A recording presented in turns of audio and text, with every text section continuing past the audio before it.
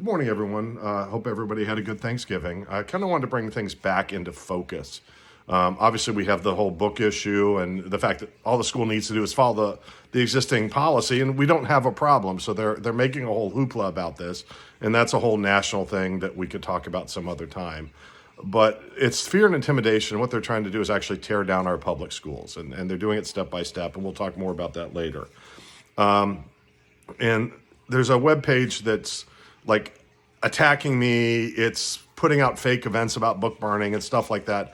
But it's trying to distract from the whole doxing issue. And they're figuring, oh, we'll teach these people and they'll chase this dog. No, we need to stick on the issue. And this page actually put out a list of the teachers who spoke, and I'll talk more about that in a second. And so, and as people are talking, like, well, this is horrible. And the people on the other side that support this page are like, well, that's not us. We don't do that stuff. So let me read some of the quotes. Here's from one of the original organizers of the groups. We are organizing a list of these bully teachers and what they teach. Everyone will know. And how about the fact these people were called to do this and before comments were told their pay would increase? It almost sounds like bribery to me. All right, so that's one of the leaders, one of the organizers of the various groups. This next one is from the wife of one of the organizers. I always take a list of speakers and the topics they speak on. Later, she said, it's to help them so we could reach out to them. And that's when, and that post was part of when she was saying that the whole thing was a setup and there were 8 people who didn't live in the county. Of course, 4 of them were teachers in Spotsylvania, and the other 4 were members of organizations that are represented here. And so then their Facebook group did a post.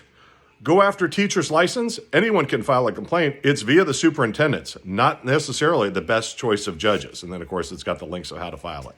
But then here's the post that they did on this other group, this other page.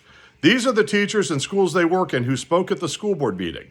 I encourage all of you to check this list, and if any of your kids have these teachers, send them an email and get them to elaborate. And then they list all the teachers in the schools they work at, including a few retired teachers, all done to intimidate.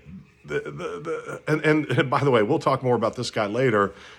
He's supported by most of the school board and worked with the school board and actively campaigned for the 2 Tea Partiers who got onto the school board. He actively worked with them to get them elected for this agenda. We need to get back. It's not right to scare our teachers. Our teachers have a voice. I don't understand this whole concept of when our teachers became our enemies. I have 2 sons in schools. I basically had kids in school in the Spotsylvania County schools since the early 90s, with an exception of a break in between the 2 sons. And I had one bad experience with my oldest son. And then with my youngest son, I'd say she was the wrong teacher for my son. I think she was a good teacher. But everything else has been positive. Why are these teachers considered our enemies? We're supposed to be working with them to educate our children. Why are we attacking them? We got to talk more about it because these people have a plan and we can't allow it.